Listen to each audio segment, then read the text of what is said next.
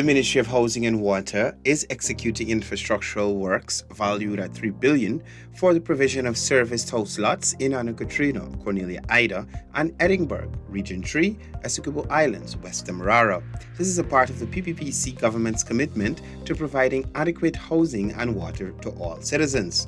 Minister within the Ministry of Housing and Water, Susan Rodriguez, took her cameras on a walkabout while on one of her routine site visits.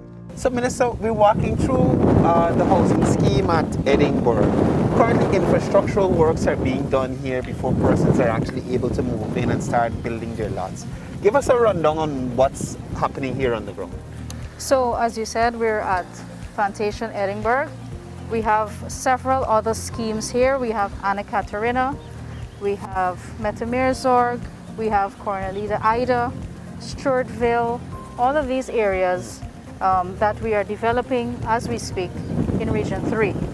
So we have distributed over 2,000 house lots in these schemes, and these are the infrastructure works that are ongoing for that. So access road, access bridges, the proper drainage network, installation of the water distribution network, all of these infrastructure works are being executed as we speak. Of course, unfortunately it's raining today, and last year, 2021, we've had 2 rainy seasons that have set back some of our projects. Right. But we're pushing as hard as we can because we know people are depending on us to access their house lots, to be able to construct their homes. And so we're trying as hard as we can, and we're pushing the contractors as hard as we can. We're also monitoring these projects as often as we can. Right. So it's important for us to continue to be on the ground.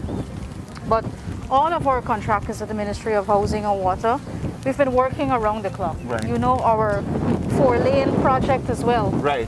We were pushing so hard for that project to finish by the end of the year because we didn't want to disappoint the president as well, you know. Right. But again, the rain came, but it's not for lack of effort. You can see anytime you go to our work sites, if you go to the 4-lane at any time of the day or night, people are working 24 hours a day. So it's not for lack of effort, Right. but we're doing as much as we can in the time that we have.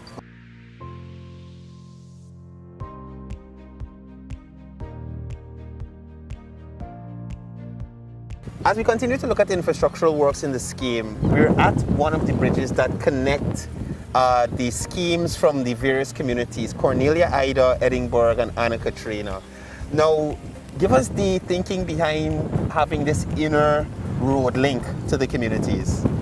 Well, we want all of the communities to be accessible. We want all of the communities to be integrated. And we're ensuring that all of the work that we do here is quality work. I mean, look, for example, this concrete bridge that we're standing on, equipped with rails and a passageway for pedestrians to walk. So there's a lot of consideration to the infrastructure work that we're doing. It's a new dispensation now, and people expect quality work, and people expect to live in communities that are fully equipped with the necessary infrastructure, access to utilities and so on. And they trust that our government will deliver that. And with the experience that we have had in the housing sector, under the leadership of President Ali, we have to continue that legacy of delivering quality, affordable housing to our people. You spoke about utilities just now. So I was talking with the contractor a little bit, and he said that the pipelines and those sorts of things are installed in the scheme already. Given that you have purview over GWI, the west side is heavily populated. Will GWI be able to handle the increase of residents over here in terms of water, potable water? So when we came into office, if we backpedal a little bit, when we came into office, we found that there was a serious situation where there was a disconnect between the 2 agencies. So the 2 agencies, CHPA and GWI, were not talking to each other. So we had to fix that right away. So with the re-establishment of a ministry responsible for housing and water, we were able to now bring those two agencies together. We were able to collaborate more closely, and so that we can plan together. So when we are planning and designing these housing schemes, we're doing that together. So it's an interagency approach, and among other agencies Right. as well, so that GWI does not have to play catch up. If you can recall, I visited Prospect on the East Bank. That was distributed under the previous administration. People were living there for 2+ years, 3 years in some cases, and still did not have access to water because there was not proper planning in place. Right. So people moved in and still didn't have access to water, was getting water from a community standpipe. That's not the type of housing that our government wants to deliver. And so now, as you were saying before when we were discussing with the contractor, the water distribution network or the laying of the pipes is built into the infrastructure project. So it's all integrated. So there's no catching up to do where the roads are built and then somebody else has to come in and put in the pipe network, Right. transmission network. Right. It's all built in so that all of it can be completed at the same time. So our beneficiaries or the allottees, when they take up their allocation, they have access to the utilities. For this entire scheme here on the west side that is currently being constructed, what is the number in terms of house lots for this entire space here? Well, among the schemes that we mentioned, it exceeds 2,000 lots.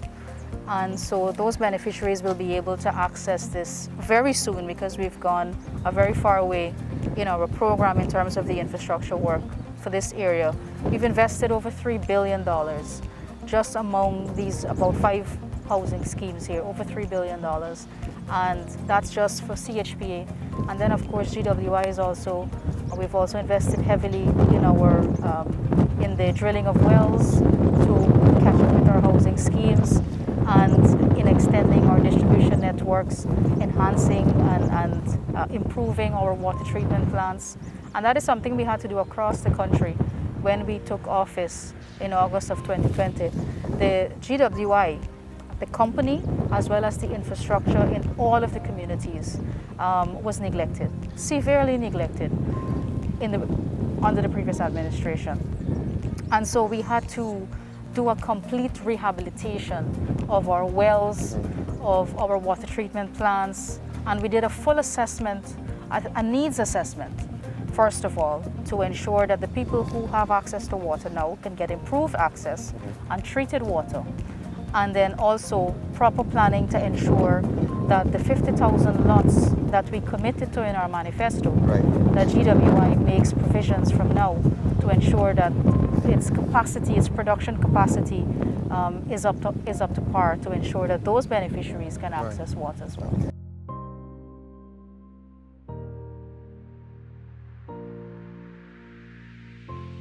Last year, the government in its first term would have notched out 10,000 house lots out of its 50,000. The first year, I should say, would have notched out 10,000 house lots out of the 50,000 house lots first term commitment. Are you, as one of the ministers in the ministry, would you say the ministry is on track to delivering another 10,000 during this second year? Well, definitely. It's not an option for us. We take our commitments very seriously. The president is very serious about the commitments that he made as well. And we're going to ensure that we deliver on that target. We may even exceed the target. But importantly, as well as ensuring that people get the benefits of it and that the ministry makes a full impact on the lives of people.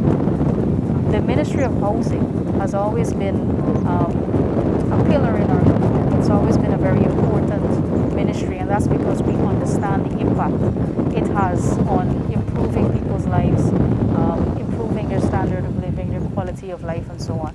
And so we are well on track for achieving our full-term target, and we've even set bigger targets in the water sector as well. You would have heard us speaking about improving our water treatment plants, extending that and moving our treated water coverage from 52% where it was and moving that to over 90% in our first term. Right. So people should be excited because they have a government that cares, that is serious about delivering on its promises and its manifesto and the commitment we made to our people.